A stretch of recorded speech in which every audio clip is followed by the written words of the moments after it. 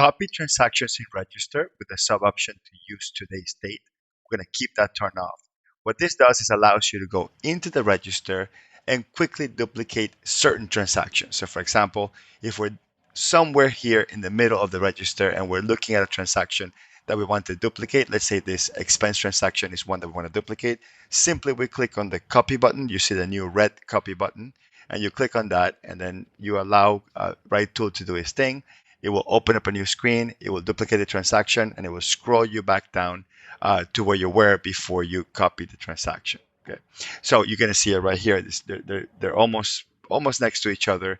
The two transactions here, the one for 59 here and the one for 59 here. Okay, so the other thing that you could do is use today's date instead. So in this particular case, it used the exact date of the transaction when it made the duplicate. So when you change that and use today's date instead, it will create the same duplicate, but instead of, again, copying the exact date as a transaction, it will use today's date. So for example, we'll grab this one for $80, and then we'll click on a copy, the copy button right there, right to the left of delete, click on copy. It goes through the motions, it opens up a new screen, it creates a new transaction, and it copies it, but notice that it's kind of almost nowhere to be found because it's not within the same date range. So then you have to go search a transaction. For example, if we go here on the filters and we'll put $80 and click on apply, it should find the transaction for $80.